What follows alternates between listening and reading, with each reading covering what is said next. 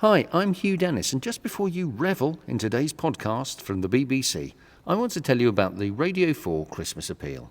For 90 years, BBC radio listeners have been there for thousands of homeless and vulnerable people across the UK by supporting the work of St Martin in the Fields. Here at St Martin's, staff and volunteers work around the clock, helping people get off the streets so they can rebuild their lives. And through the Vicar's Relief Fund, St Martin's makes thousands of crisis grants each year to homeless people or those at risk of homelessness right across the UK. Help change lives and make a difference by making a donation to the BBC Radio 4 Christmas Appeal. You can make a donation by going to the Radio 4 website. Now, please enjoy this peerless podcast from the BBC. The Guardian reported this week that feuding gangs on Liverpool estates have sparked a chaotic eruption of violence. The police there warning feral urchins are launching indiscriminate attacks, injuring children and the elderly. There has been a spate of shootings across Merseyside this year, and they have definitely injured members of the public who are not involved in gangs. All of it was thought to have been inspired by an argument in prison involving one of the UK's most wanted criminals. Mike Barton is Chief Constable of Durham and the National Police Chiefs Council's lead for gang crime. And Jermaine Lawler is a youth worker, former gang member. We brought them together to talk about gang violence, and Mike Barton began with Merseyside. I've been in touch with Merseyside, and what they talk about is younger gang members controlled by adults, often part of the same family, who are engaged in the drug trade, and they're using guns as part of that criminality. And is that something different from what we've been seeing before? No, actually, albeit it will probably feel in Liverpool that there has been an upsurge in this kind of activity.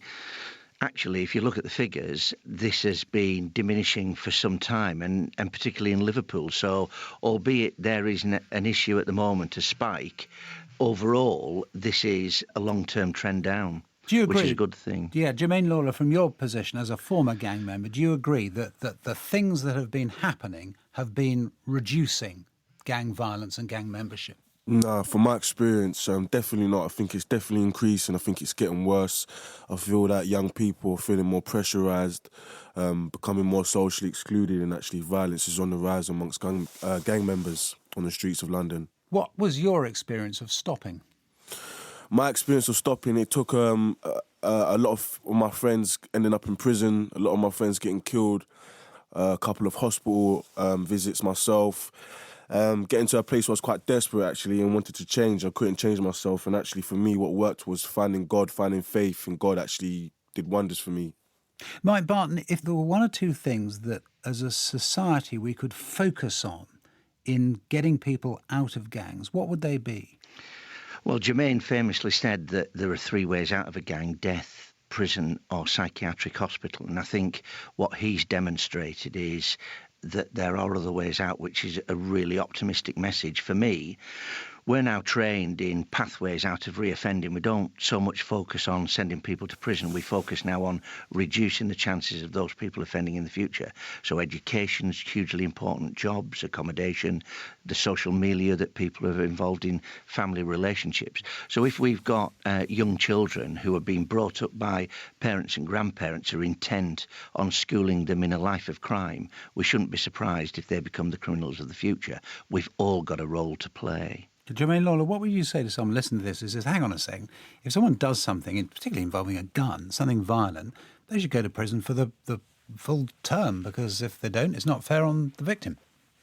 I don't necessarily think that prison's the best solution, but what we have to realise with prison is we're sending complex, vulnerable young people to a place where they're going to congregate with other criminals, learn to be a better criminal, don't learn much, come out and continue the same lifestyle.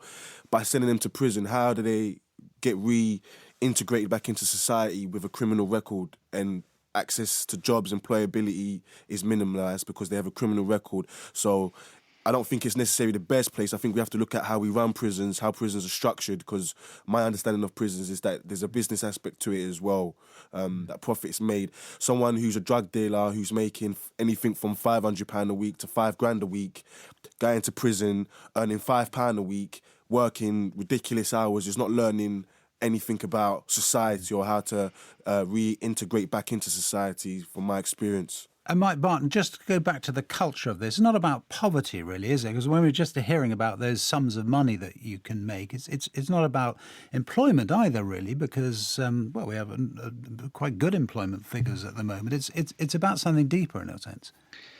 Well, just to challenge you there, Justin, I think it is about jobs and it is about money because the money is actually in the hands of the drug dealers, not the gang members. The gang members are incredibly poor.